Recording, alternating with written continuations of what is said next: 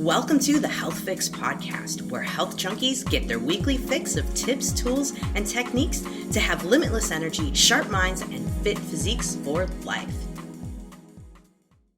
Hey health junkies, on this episode of the Health Fix podcast, I'm interviewing Katrina Starr. She's an old pal of mine from Tacoma, Washington, when I used to live there full time. So Katrina is an alchemist for extraordinary men. She's an international best-selling author. She's a podcaster. She's a nomadic traveler, and she's been doing that since 2018 with her two lovely kiddos. Now, she supports men and women all around the world to help with rewiring their brain. Now, interestingly enough, she focuses on supporting recovery from addictions, sexual traumas, divorce, and relationship betrayals. All kinds of deep, juicy stuff that really we do kind of all have something that we are working with in any of these conditions or areas, if you will, at any given time. Now, Katrina has created her own modality in helping clients to overcome their self-sabotaging behaviors, but also she works on integrating and promoting power within men in particular. And she works with men who are CEOs, executives, lawyers, and she helps them to break past feeling stuck, but also helps them to gain their voice. So today's podcast is going to take a different turn. I'm going to be talking more about men. And ladies, this is just for you as well, because I think there's a level of interest that we have in terms of what do men really think. Sometimes they're sitting there, they're quiet, and we're like, what are you thinking right now? This podcast is going to help open up some of that, but also really unlock a side of guys in terms of their thought process, in terms of what they need to be heard, and how to get to that point without creating fights, without creating trouble, things of that nature. And so this is going to take a deep dive into relationships, but I think it's relevant for both men and women. So let's jump into the podcast. Hello there, health junkies. Welcome to another episode of The Health Fix. I'm your host, Dr. Janine Krause. And on today's episode of The Health Fix podcast, I have Katrina Starr on. This is fun for me because I know her from Tacoma. And this is fabulous because we can just flow on a lot of things. And in particular, today, we are talking about men, my underlooked population. Let's probably say it that way. I don't talk a lot about guy-specific issues, and I'm really excited to do it today. She works with men who are CEOs, executives, lawyers, and they're at their breaking point and just feeling freaking stuck. And so we're going to be diving in and talking about how healing's natural, how results from healing trauma and real and permanent. You can really get real and permanent changes here, because I think a lot of people out there are wondering, is this all fake, or can we really move through trauma? So let's jump into the podcast. Katrina, thanks for coming on, chatting with me. Oh, I am so grateful to be here and excited to connect with your audience. So just a shout out to all of you listening. Grateful to have you here. Oh, well, thanks. We are, we're a tribe of people trying to figure out life, right? And looking for our health fix. And of course, this is going to be another lovely dose here of amazing wisdom, but also just a twist a little bit on what we usually hear on the Health Fix podcast. So I can't wait to jump in. Now, first and foremost, because you specialize in working with men, and in particular, helping them to speak their truth, helping them to just navigate traumas, divorce, relationship betrayals, all those fun things. One's got to ask, all right, how did you get into this? This is a great question. It really started 12 years ago. I had a dream, and I really felt that place of being able to support men in their shame, anger, loss, grief. And it came through very, very clearly with the death of my grandfather. Mm-hmm. And he was such an important influence in my life. And so I think it is one of the most incredible things when men are feeling very connected to who they are, and that they can also then allow others to feel safe in connecting to who they are. And that's a powerful thing, that men have a really incredible window of opportunity to change things for the better in many people's lives. And so I overcame a lot of traumas in my own life. So that's kind of my own journey of acceptance and knowing that healing is real and it does happen. So it really started 4 years ago with my clients when I started receiving men who were stuck at the breaking point. They wanted to be able to connect with nature. Their career was stagnant. Their relationships were falling apart. The stuff, the breaking down of things. And so it's been an honor to support that place. And what accelerated it was actually my own divorce. And that happened 2 years ago. And I could really see the places where codependencies and trauma bonding happen on such a deep level that we don't even know it.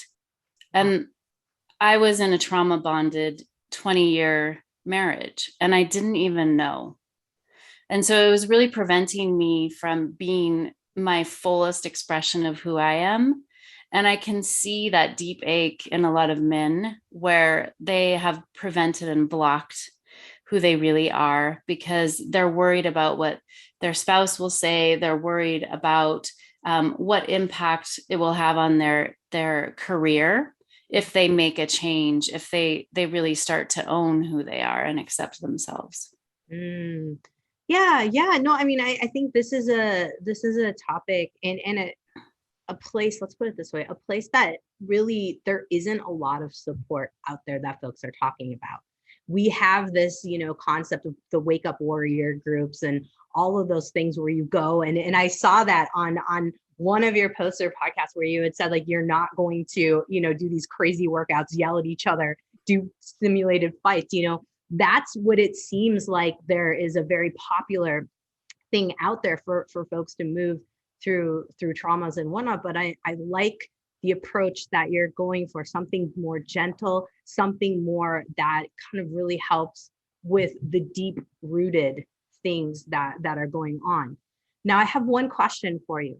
I think a lot of people might be wondering, what does trauma bonded mean? What does that entail? Because perhaps they're thinking, well, maybe my relationship's like that. What's going on there? That's a great question. So trauma bonding is, there in our early years, our early development between the ages of 0 to 8, there's different traumas. And trauma is our response to something. So it's energy that's built up and it's our response. It's our coping mechanism to maybe a tragic event. My own sister, she passed when I was 3. And so that was a very traumatic event for me in my life. And it reinforced the wound of separation. Mm-hmm. And so what can happen in trauma bonding is we continue to perpetuate those cycles of trauma in our adult relationships. So it really comes down to abandonment and rejection. And so at the core of it, I really realized in my own marriage how desperate I was to hold on to it because I wasn't willing to face my own abandonment of where I did abandon myself in my own marriage. And I betrayed myself really by staying in something that was no longer in alignment for me because of fear, because of fear of being alone. And ultimately, I think for men, one of the biggest fears is rejection. So that's how these cycles play out between abandonment and rejection. And the bond that we create in a relationship it can be based on trauma.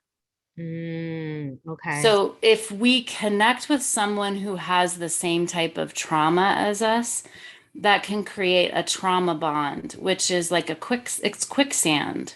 Like it doesn't create a solid foundation for a relationship. You can have similar experiences. Yes, we all have similar traumas, But if it's a place where you're holding on to that relationship because you actually don't want to heal that part of you, Mm, and being dependent on the other person to be there for you so you don't have to face that part of you, then that's where the trauma bonding can happen. So it's a great mm, question. And it's tricky yeah. because a lot of this is subconscious stuff that we don't even, it's not a logical decision. Yeah. Yeah. No, it's kind of a fight or flight survival Mm-hmm. mechanism that, and perhaps maybe it's something that we're attracted to in the first place when we're seeking a mate. We're like, oh, they have a similar background to me. Oh, we're meant to be. I think there's this interesting concept between what soulmate really means and what just a lot of similarities mean. Well, actually, I'm getting goosebumps. One of the biggest things I think in developing our muscles of growth of who we are is being able to sit and be in connection with others who have a great vast difference of experience than us, Mhm. who have really different opinions, and being able to sit with that and not feeling like we have to change Mhm. because of that. Mhm. And actually, that can create a deeper connection with ourselves by being in those places of experience. So, a lot of times, this boils down to people pleasing Yeah.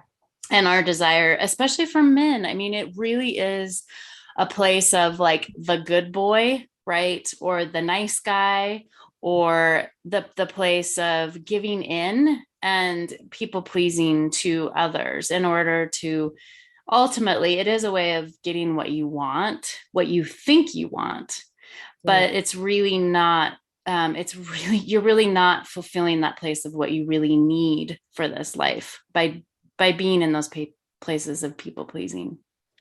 People pleasing is such a hard situation. I mean, I identify as being a people pleaser. I guess I'm in recovery from it. You could say I don't know how the exact terms go, but I spent most of my life watching, the situation with my parents and realized that the demo like really the dynamic between the two of them is kind of where I got that idea. Like, oh, I have to make sure that everything's okay. Nobody's yelling. Everything's good. And so you develop this, and then I it's almost like you said, it's like you're wiring that subconscious brings it into your relationships, and you almost seek out but also carry out those behaviors, and you don't even realize it. It's like you wake up one day and you're like, oh, whoa, I literally just became my mother. How did this happen? Isn't I think the two things that I just want to highlight here. So there is ways that this can be healed. Like it trauma bonding can be healed. That place of people pleasing can be healed. Mm-hmm. It's not, I actually had a lot of despair in like 2010. I read this article about rewiring your brain and all these things because, you're formed in a very specific way in your early childhood years. And it's well, I'm screwed.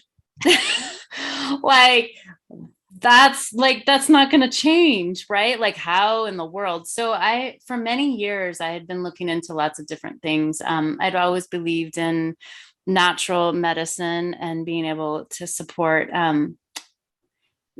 real places of despair is when I felt like I was the only one, Mm-hmm. when I was the only one navigating these challenges on my own. So those of you who are listening, you're not alone in this.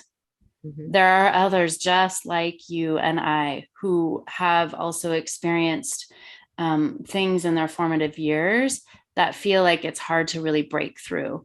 And it is possible. A lot of my clients break through incredible places of trauma with ease and a complete like new set of subconscious things to operate from. I think that's interesting that you're saying with ease, because I feel like there is somewhat of a thought out there. And I've even had patients say to me, like, I don't want to work on my past stuff because it's just going to be too painful to bring up. I don't want to rehash it. And I'm like, well, that's perhaps why talk therapy didn't necessarily work. You're just rehashing.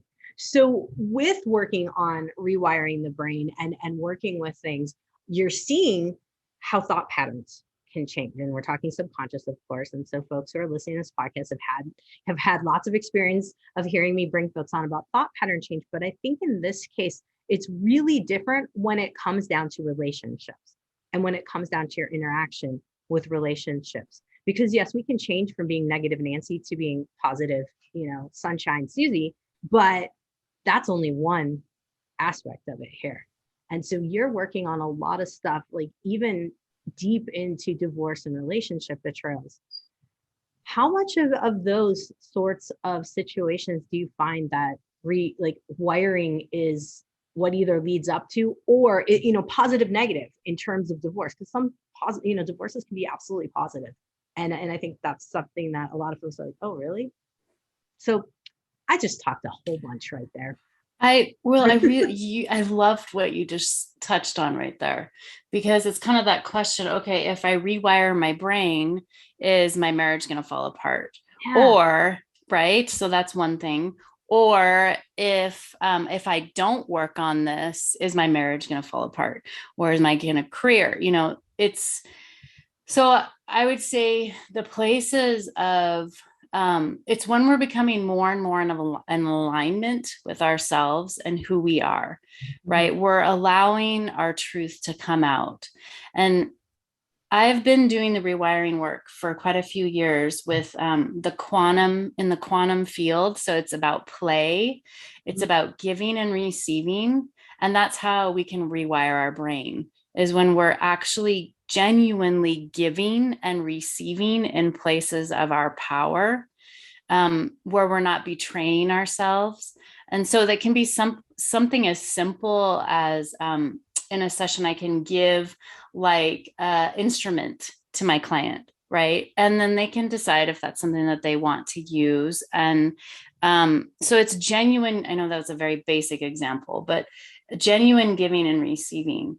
And as you start to cultivate these places of rewiring your brain, others will either join you, in the places of transformation, or they won't. Mm-hmm. So in my own places of transformation, I can see where my partner decided not to join me, to not go further along that path in the way that I was choosing. His path can be very different. And I don't want to cloud this and say, yeah, everything's going to be great if you start to rewire your brain. Your marriage is going to be awesome. And you're going to have, incredible breakthroughs in your current job and, these different things. I don't, because there is that. Yes, some of my clients have amazing places where they thought that their marriage was on the brink of complete and utter disaster. And they were able to turn around. And now, I have one example. They're traveling, they're doing things that they never thought of. There was a career shift, right? So everything is possible. Let's just put it that way. It's not just one or the other, it's both. And I think as we're making a commitment to heal, there's many possibilities of how this unfolds.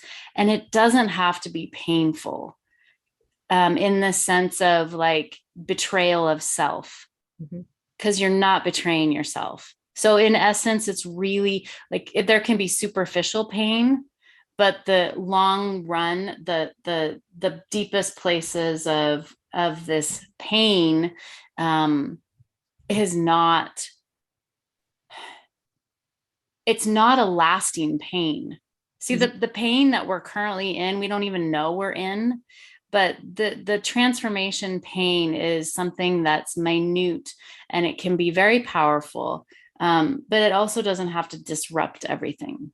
No, I think that's a huge topic. It doesn't have to disrupt everything, because I feel like for a lot of people, they're like, oh, I have to do, the eye movement stuff, oh my gosh, I can't pull it out of my head right now.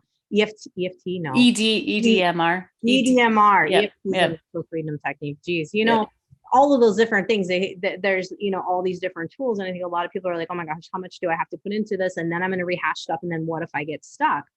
And that's kind of where I see working on the rewiring actually helps. Like you had said, you're helping people get unstuck, because I think we're overlooking in a lot of mental health right now, how to help folks literally, we're not helping folks to actually do the fishing, if you will. You give the man a fish, but if you don't teach him how to fish, you're not going to get the permanent results. And that's why we have people in therapy for years and years and years, and nothing really changes.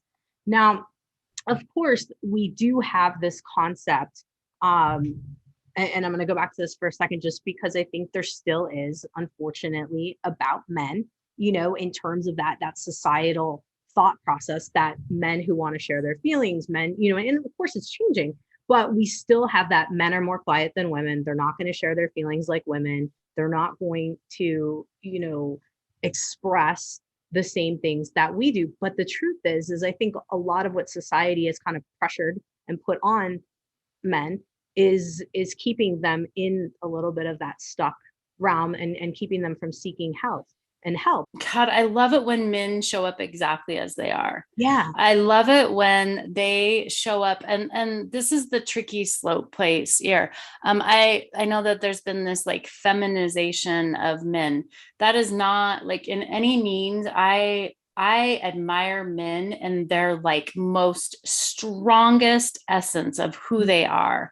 Mm-hmm. Right. And the place, though, that I can see where the ache is these measurements that men have for themselves, and also the measurements that society says, okay, this is the measure of your success, right? And men are tired of it.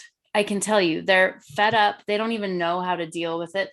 I've had clients where they believe that their only reason for living and their only reason for doing is the relationship that they're in. Wow. And this is like, these are truths that come out in my work with men, these deep truths that are really scary to share. But once it's shared, and it's not necessarily a place of necessarily feeling. It's almost like when a man expresses something that he's doing or that he's attached to, or maybe there's a fear, when he's able to voice that, again, it's the voice. When a man is able to express that, and he has a container, a place where he feels safe to not be judged in that expression, that is what allows some major transformation and healing to come through.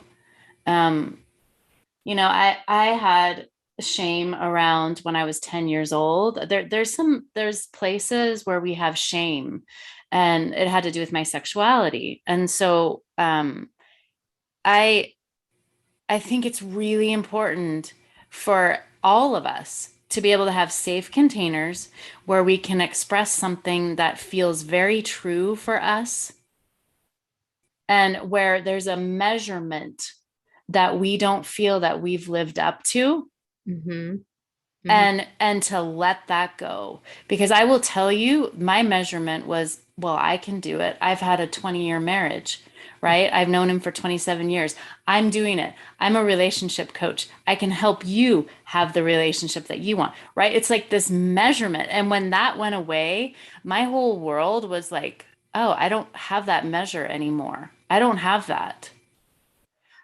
I have to find what it is in here, inside of me, not an external measurement, but what is it inside of me that is so powerful and strong. And there's something so magnificent when a man stands in his word and shares what is really happening in his present current moment of life. That is the most beautiful. And that's the rewiring. That's the rewiring. It's not the work that I have known, you can't, it's almost re-traumatizing to go back to those places. And it actually doesn't help to heal us. So whatever it is that's showing up in the now is actually a place that can heal the past. Mm, I like that. I like that. So tell us a little bit about, I'm gathering just in terms of how you're speaking that you're working on helping folks to get in the now. You're working on folks to kind of really work on present feelings versus past feelings versus future, sometimes we future trip on things that aren't, necessarily, they're almost like preconceived notions of things. So you have one-on-one programs. You have a program coming up, which we'll talk about here in a little bit, which is a retreat. But tell us a little bit, like give us a little insight in terms of what it's like to work with you in your programs and how it kind of plays out over time. Okay. So the biggest thing, I've been doing this for 4 years, group coaching and private coaching. So I have a lot of experience from many, many clients all around the world. And what I've noticed is that the place of like really powerful breakthroughs is the private coaching. And usually that's about 4 months. It's a place where it's not a program. I don't believe in programs. Okay. I don't. I have a place for men to come into a group setting, virtual, where they can pay and invest for the Language of Lions, which is a group program. And that usually goes from 4 to 6 months. And then the actual somatic deep sessions, private one-to-one coaching, that's also 4 months as well. This is not something where you're going to be investing long term. I believe in getting results and helping you to clear things that you really, really are frustrated and done with. And usually what happens is dramatic results, like major things shift, whether it's getting off of antidepressants, whether it's leaving a really uncomfortable relationship, or maybe it's actually healing the things that was actually really deeply rooted, and healing those traumas so the relationship can thrive. And it's also about growing wealth, because when you do this work, money shows up. It just does. Like it's inevitable. The impact of investing in ourselves, it accelerates greatly into our financial health as well. So that's kind of it. I really like the place of the group, the private. A lot of people like the private. And I really limit that to 5 to 6 men at a time, because it is such deep work. It makes sense. I mean, you to rewire. I mean, I've been playing with different things for the last 2 years with rewiring, and it's a daily practice, and you're really kind of coming through exploring yourself again, almost like you're back to being a teenager and trying to figure out who you are, and trying, to do all those things. Now you have so much more baggage or experience, and you've got to weed through all of these things, right, that you bring to the table that you're like, oh, I had no idea this was contributing to my thought process and why I'm making these decisions and why I say these things to myself, and all of it. It's a process. It's a process. So folks might be thinking like, okay, Katrina, this rewiring thing, I've heard this before. It sounds a little weird. I've, tried different things, but rewiring, I haven't fully dove in. How can you give me some more background on it? Can you tell me a little bit more about your experience with it? I think that's where folks are kind of going there, that worried factor, is this going to work for me? I think that's one of the biggest things that folks will come in and ask me about. I think actually this is a great question, because some of my newest clients, right, will come in and they're like, well, can this do more damage, right? Is this going to create more problems for me in my life? And so I'm just here to say that this is actually, if other things have not worked for you, just as I've experienced a lot of different places of leaning in to things. And I think it really comes down to, if other things have not worked and you're still stuck, um, that's where a lot of my clients come through and they get results, because it is it's a little different. Working in the quantum with giving and receiving it's different. And the thing about it though is it is real. I'm accredited on heal.me, which lists 60,000 practitioners. So you can check out my profile there. It's just heal.me/Katrina Starr. And the places of results are real. There's so many of my clients that will say, I cannot believe what has happened. The transformation is felt immediately the next day. I will no longer do the thing that I was doing because I know it's not in alignment for me anymore. So it's almost like rewiring gives you this muscle that you didn't have before. Right. It's this muscle that provides real results in your life. And it's the only reason why I'm where I am today, where I'm at, which is deep alignment with my truth, my ability to serve lots of people in different ways. I'm not like somebody who says, oh, come and do this. And then off screen, it's like, oh man, she's a real, like, wouldn't want to be near her. Right. So, and there's so much of that. We get a lot of that. And we should have our awareness. And I encourage anyone who is working in these places to give questions, to ask questions, to not be afraid to ask deep questions about what are my results going to be? How is this going to help support me? Right. Right. Don't be afraid of those questions. Yeah. Yeah, exactly. Exactly. And don't be afraid to say, if you try something and it's not working, to, just move on, going back to speaking the truth instead of, trying to put it down. I think, and push it down into your body, which is another thing that I feel like I deal with on a daily basis, is patients who have not spoken their truth. And now we end up with health issues. Thyroid issues in particular are huge in that factor, adrenals, things of that nature. Do you happen to see like a lot of folks that come into you do have chronic types of issues like that, or fatigue or whatnot? Yeah. So anxiety is a big one. Thyroid is another one, as well as the depression is a massive one as well. Depression is an interesting thing. It really is, because we just might be going on this certain cruising thing, right? And we don't even know that we're really actually not in a place where we're really allowing joy and happiness, because our natural state is joy and bliss. That is actually our natural state. So yes, chronic issues I've helped. I actually had my own chronic. I had an inflamed bladder. So it was a long-term diagnosis. I healed that with this rewiring. So the results are real, and it's amazing to see when there's major breakthroughs. One of my clients, he just got off of a really high dosage, completely released that need for that support. And now he's accessing joy and aligning with saying no. I think that's the biggest thing, is being able to say no. I don't need this, but I really want this. Yeah.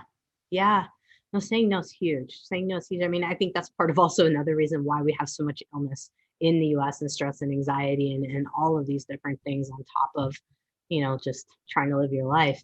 But no, this is good stuff. And I wish that we would have learned all of this in preschool. Really, I do. I feel like if it was part of the preschool program for us to learn, like, oh, that thought, I picked that up where, how do I change that? How cool would that be if we learned it in preschool? it just be so amazing. It is, and that's the gift that we can give our children. So I have an 8-year-old son, and we've been working through some of these places, like even him being able to speak his truth of, well, he had some abuse, and he was like, well, this happened to me, so whatever I do is not nearly as bad to someone else, right? So it's these thought patterns. It's like, no, let's get out of get out of that victim mentality, but speak to it, be honest about where we feel like we are a victim, right? Without any shaming, be honest, touch those places, and then take back our power and know that we can be compassionate and loving to everyone that shows up in our life. And maybe the loving is actually saying no to someone. Mm-hmm. Mm-hmm. Maybe that's the greatest place of actually showing up, is loving someone and accepting them and saying no. Yeah. And then for the other person to say, oh, well, thank you for taking care of yourself. Yeah. Oh my gosh. Now that sounds like a perfect world, but if two people are working on rewiring, this can be a reality. I mean, this absolutely can be a reality, which does bring me to the question of, if you have a relationship going on and both folks want to work on rewiring, it sounds to me, just based on what you were saying, that both should have different guides in the mission to help move through. Would you agree with that? I mean, I'm kind of going down the lines of like, okay, we have couples counseling, but I feel like that always ends up being a disaster. From what I've heard from patient stories, like, she took his side or whatever, what do you think? So I've actually helped couples in these places, and rewiring. So it's really beautiful. I really helped the man. He was just really, really, really frustrated, right? And had some places of anger, and working through that. I really supported him, and then I supported her separately as well. And then eventually they were able to come together and work together in the somatic and do some of the rewiring together. But it is important to have talking. Okay. Usually I'm really glad you brought this up. I actually believe that there is, and I've seen this with my families that I've supported and also with my couples. And this is why I have a team. So if there is places of true conflict within your marriage or within the family dynamic, I have been able to support that place to where we get to the deepest layer of resentment. Because usually it is the resentment and it's also disgust. Like, if there has been a place in your relationship where there's actual pure, like real feeling of disgust towards the other person, that needs to be addressed. And there's amazing ways to be able to do that, to break through. So I'd say that my most powerful places of transformation for people have actually been in a group setting, and people have been able to express what it is that is really happening. And then for the other person to have the muscles to be able to receive that. And so it's been extraordinary to support the places of resentment. Mm-hmm. And in both of those situations, with the family, the couple, those types of situations, it's always brought them together. Mm-hmm. So isn't that interesting? Yeah. To me, that's really interesting. The places where I've supported people individually, it's usually the places where the separation is a final. Like there's a separation happening in the relationship. Gotcha. No, that's cool that the whole family's coming together, because I think there is a dynamic where there's a lot of things that are not said, right? This whole, going back to the whole concept of speaking your truth. A lot of times we won't speak our truth, but yet if someone's helping facilitate it, we're looking at through a pathway of how can we improve ourselves and how can we improve our relationships by speaking the truth. It can be life-changing, really. It can be life-changing. And the one thing, and the one place where counseling, I've seen it. Oh my gosh. I've had men come to me where they're like, you would not believe the couples counseling that I was just in, and how manipulated I felt, and I was the one that was being blamed. They didn't provide a place of safety for me. That is devastating, Mm-hmm. right? And that doesn't get us anywhere. That does not get us results. It doesn't help us to move through these places. So I would say that when you have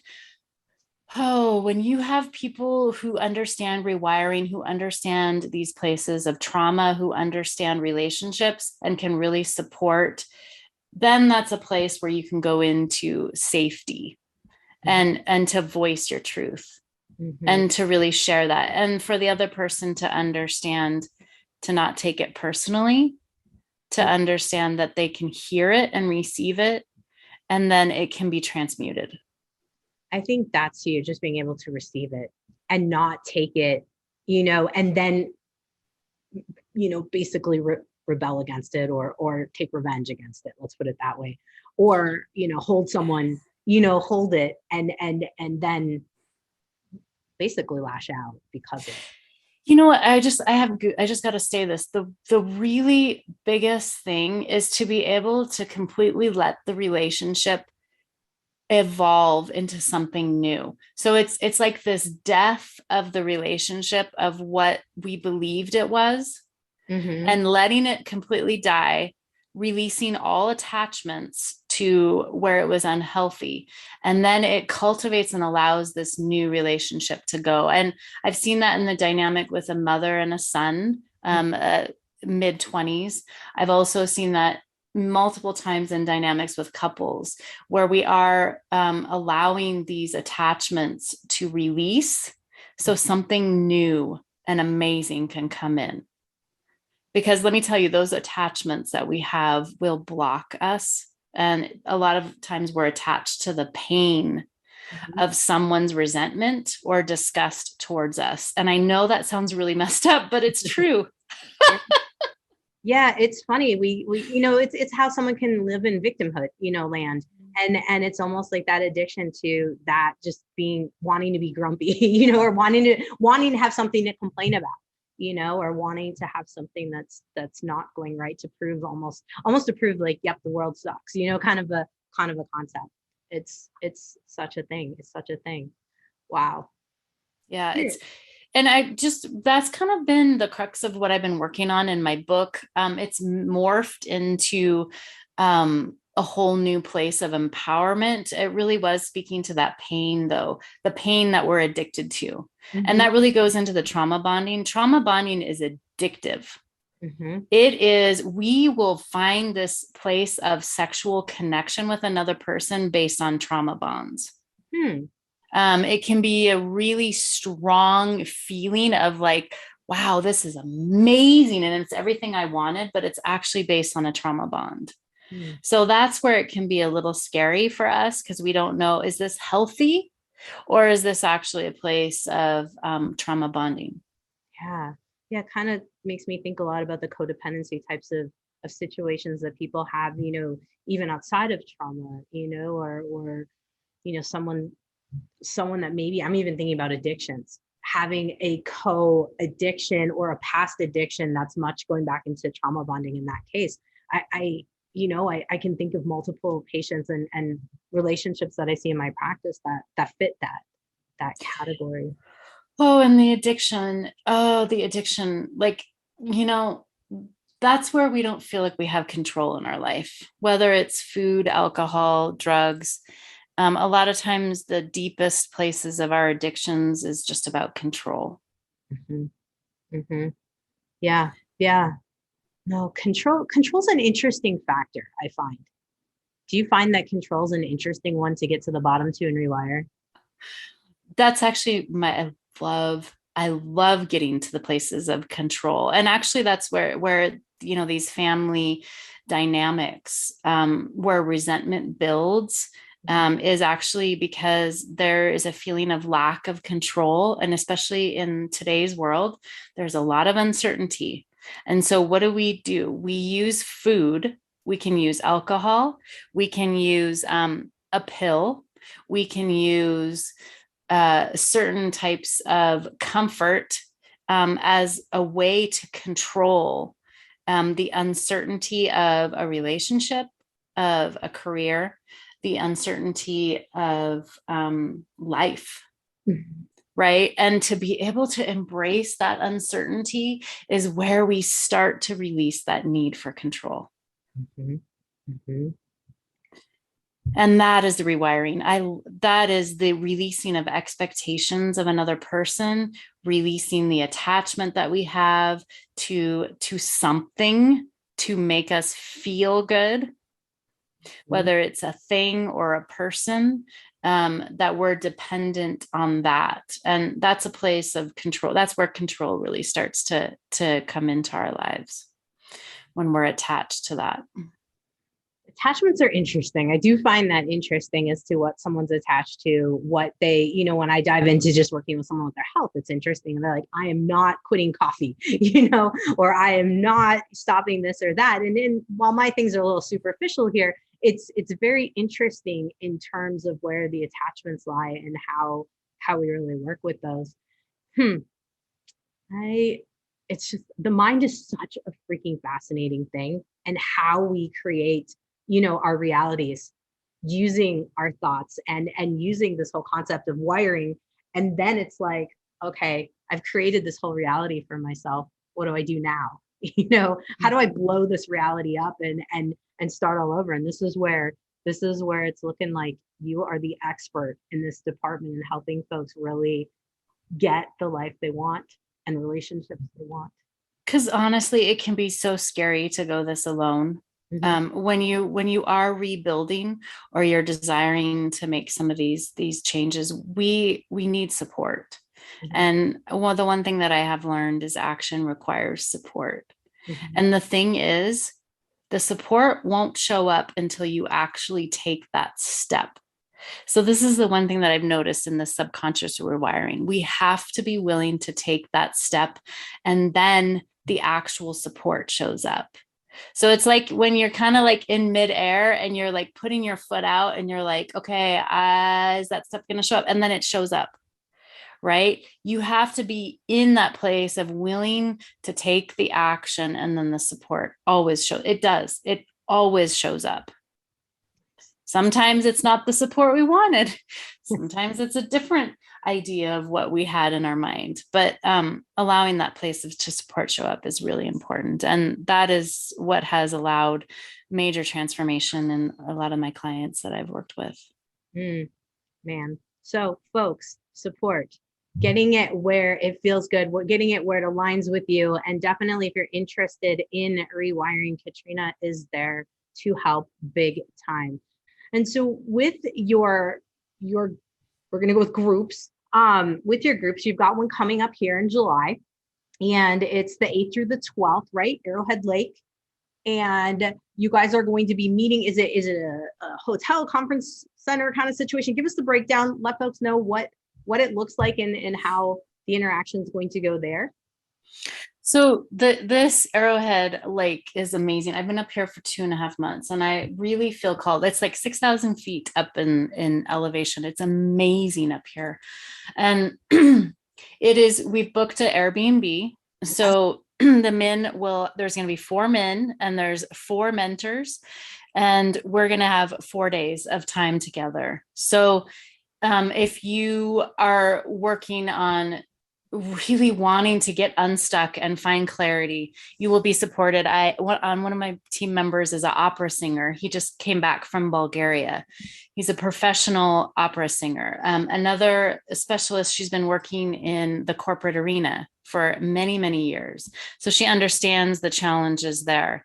I also have a hypnotherapist who's been doing work for many, many years on helping people move through fear and recovery of addictions as well too. So, and then also an intuitive who is super connected. And so I'm really excited about having my team support 4 men. And it's going to be at an Airbnb. It's already reserved. It's a really quiet place, lots of outdoor space there, and private rooms. Okay. There is opportunity for lots of connection with nature, and we're going to be doing group coaching, group coaching, which is 8 hours, and private one-to-one coaching for 4 hours each. So there's lots of connection points and meeting you exactly where you're at without forcing you to do anything. Mm-hmm.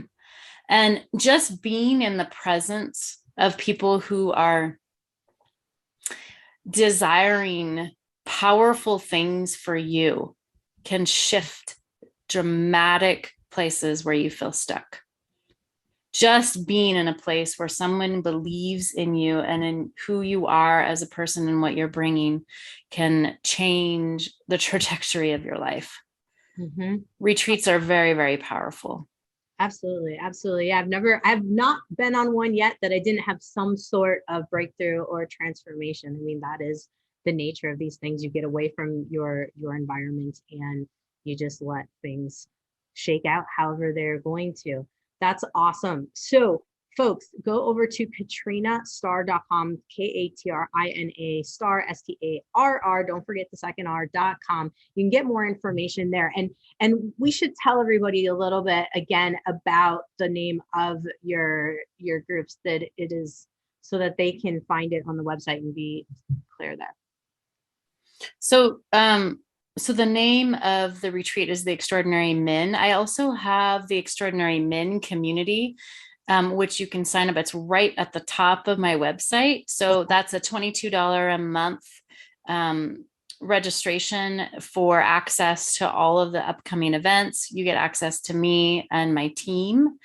It's a community that we're just launching and we're growing. Okay. So like that's an extraordinary place of support, as well as the retreat it's going to be phenomenal. And it's really the foundation for a lot of the other retreats that we're going to be hosting. Awesome. So there's lots of different ways to connect. I also have a Facebook group called The Alchemy for Extraordinary Men. And then the places of registering for the event you can just find on my website. So Katrina, thanks again for spending time with me and chatting all about your groups, chatting all about your community and what you're doing for folks. This is great stuff. Thank you so much. I really appreciate you. And I really appreciate the work that you're doing. And I'm honored to just speak to the hearts of men and to be able to know that there's safe places to heal and that you are seen and heard. Beautiful. Hey, fellow health junkie, thanks for listening to the Health Fix podcast. If you enjoyed tuning in, please help support me to get the word out about the podcast. Subscribe, rate, and review, and just get that word out. Thanks again for listening.